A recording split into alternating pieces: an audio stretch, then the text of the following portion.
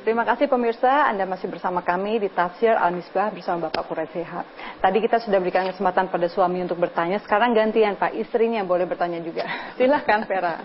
Assalamualaikum warahmatullahi wabarakatuh. Waalaikumsalam. Pak Quraish, saya mau tanya, tadi Bapak bilang akan ada hari pembalasan orang yang baik dan orang yang jahat. Kalau disiksa kubur itu bagaimana Pak? Akan dibalas juga di sisa kubur sebelum nanti di alam barzah atau bagaimana? Itu. Terima kasih. Assalamualaikum warahmatullahi wabarakatuh. Yang didapat disiksa atau nikmat kubur, karena ada siksa ada nikmat, baru panjar. Jadi belum, ya toh? Panjarnya yang sempurna, innama tuwaffawna ujurakum yaumal qiyamah, itu kata Al-Quran. Nanti di hari kiamat baru disempurnakan ganjaran dan balasan kamu. Jadi itu baru panjar, baik nikmat maupun siksa. Sempurnanya di sana. Saya kira itu. Baiklah. Pertanyaan berikutnya, silakan. Assalamualaikum warahmatullahi wabarakatuh. Ya, Pak Quraish, saya mau tanya, bagaimana sih membedakan bahwa seseorang yang diberikan bencana atau musibah menandakan bahwa ia sedang dihinakan oleh Allah atau sedang diuji? Karena kadang kita merasa sedang diperingati oleh Allah ketika kita ditimpa bencana, atau sebaliknya, merasa sedang dimuliakan ketika mendapat kenikmatan, seolah kenikmatan tersebut adalah balasan dari Allah ketika kita beramal soleh. Terima kasih. Baik. Sekarang begini. Jangan pernah menduga bahwa sesuatu yang tidak menyenangkan Anda itu adalah tanda Tuhan tidak senang pada Anda. Ujian itu seringkali dituntut oleh mahasiswa. Ya, tidak diuji-uji, tidak naik-naik, tidak lulus-lulus. Memang bisa jadi ada yang tidak disenangi itu karena ujian Tuhan dalam rangka meningkatkan derajat. Bisa jadi juga ujian itu apa yang tidak disenangi itu berupa siksa Tuhan. Bagaimana cara mengetahuinya? Lakukanlah introspeksi.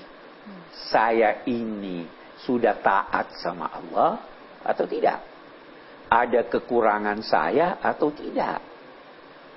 Saya ini melakukan hal tersebut itu sesuatu yang dimurkai Tuhan atau tidak?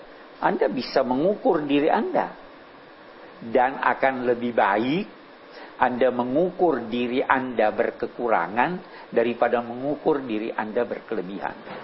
Ya. Jadi orang yang mau diuji itu kan begitu. Kalau Anda sudah merasa, oh saya sudah tahu semuanya, sudah ini semuanya. Tapi kalau merasa masih berkekurangan, Anda berusaha untuk memperbaiki diri. Saya kira begitu. Ya.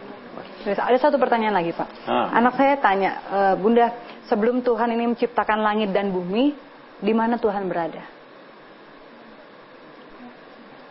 Ya, anak-anak sering berkata begitu. Ya. Nabi pernah ada satu riwayat berkata begini. Ada yang bertanya pada Nabi, "Aina kana rabbuna qabla an yakhluqal khalq?" Di manakah Tuhan sebelum dia menciptakan makhluk? Nabi menjawab, "Kana fi aman." Dia berada pada sesuatu yang tidak diketahui di mana dia. Oke, saya mau beri contoh. Coba hitung dari 100 ke belakang. Anda berkata apa? 99. Sesudah itu? 98. Sesudah itu? 97. Sesudah itu? 96. Sampai akhir 0. Iya. Sesudah itu ada? Enggak ada. Tidak ada. Anda tidak tahu. Coba hitung dari 1 sampai 100. Hitung 100 tambah. Sudah triliunan. Tambah. Apa yang Anda katakan? Waduh, saya udah capek. Sudah, sampai di situ aja. Ketika sampai di situ Anda berkata ada Tuhan. Jadi kita tidak tahu di mana dia. Karena kita tidak mengetahui dalam 2 tanda petik tempat Tuhan. Dia tidak mempunyai tempat menurut ukuran kita. Karena tempat adalah kebutuhan. Tapi dia wujud. Memang sangat sulit bagi manusia membayangkan sesuatu wujud yang tidak ada tempatnya. Tapi Tuhan adalah Tuhan, bukan makhluk. Jadi Nabi waktu ditanya, kana fi aman. Aman itu punya 2 makna. Buta, artinya kita tidak tahu karena kita buta. Aman juga berarti itu tadi uap itu. Berada dalam suatu situasi sebelum dia menciptakan langit dan bumi. Itu kana arsyu alal ma. Ma itu diartikan sebagai uap atau dukhan atau apapun namanya. Jadi kita tidak tahu. Jangan pernah menduga bahwa Anda bisa tahu segalanya. Makhluk aja Anda tidak tahu segalanya kok. Iya. Apalagi pencipta makhluk. Anda tidak bisa tahu. Jangan merasa sudah tahu semua. Masih diri kita tidak tahu. Anda tahu apa itu mimpi? Tahu mimpi apa? Tidak tahu. Banyak yang kita tidak tahu. Tahu roh. Punya roh atau tidak? Di mana tempatnya? Tidak tahu. Apalagi pencipta roh. Ada orang sekarang ini angkuh. Merasa dirinya tahu semuanya. Padahal kita ini makhluk yang sangat lemah.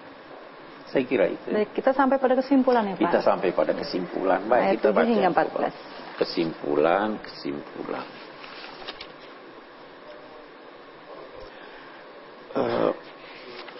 Iya.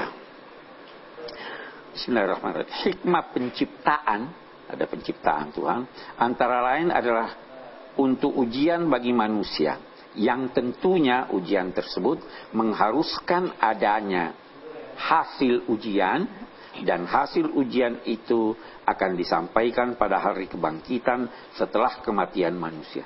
Di sana Allah memutuskan ganjaran dan sanksi sesuai dengan hasil ujian. Tidak mustahil ada tujuan lain dari penciptaan alam yang tidak diuraikan. Tidak mustahil. Tapi karena hal tersebut tidak ada hubungannya dengan manusia, maka Allah tidak menguraikannya. Yang kedua, manusia harus berpacu dengan sesama manusia, bahkan dengan selain manusia.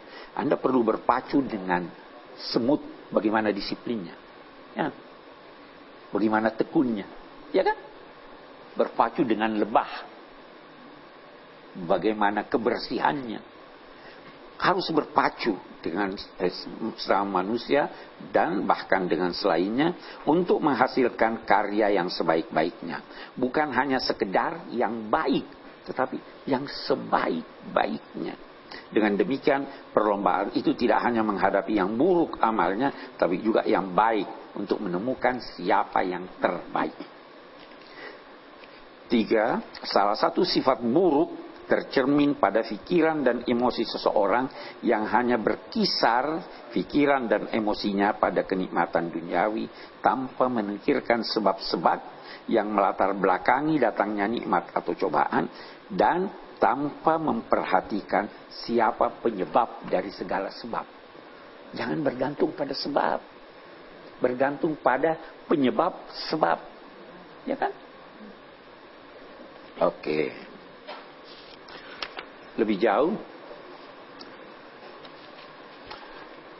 semua pihak yang meragukan kebenaran sumber dan isi Al-Quran ditantang hingga akhir zaman untuk membuat semacam 10 surah yang serupa dengan Al-Quran. Ini di sini 10. Nanti di ayat sesudah turunnya ayat ini ada yang katakan 1 surah. Di ayat sesudah itu lagi di surat Al-Baqarah tidak usah 1 surah, persis 1 surah. Lebih kurang 1 surah saja. Tidak usah persis sama. Tapi sampai sekarang tidak ada yang berani menantang karena merasa bahwa mereka memang tidak bisa melakukan hal itu. Saya kira itu kesimpulan kita. Baik, terima kasih Pak atas ilmunya bermanfaat. Terima kasih bintang tamu kita sudah hadir di sini, Vera sama Fatir. Terima kasih para audiens yang sudah hadir, dan terima kasih pemirsa atas kebersamaan Anda. Mudah-mudahan apa yang sudah disampaikan oleh Bapak Quraish Shihab bisa manfaat untuk kita semua agar kita tidak salah langkah dalam menjalani hidup ini. Sampai jumpa lagi. Wabillahi taufiq wal hidayah. Wassalamualaikum warahmatullahi wabarakatuh. Waalaikumsalam.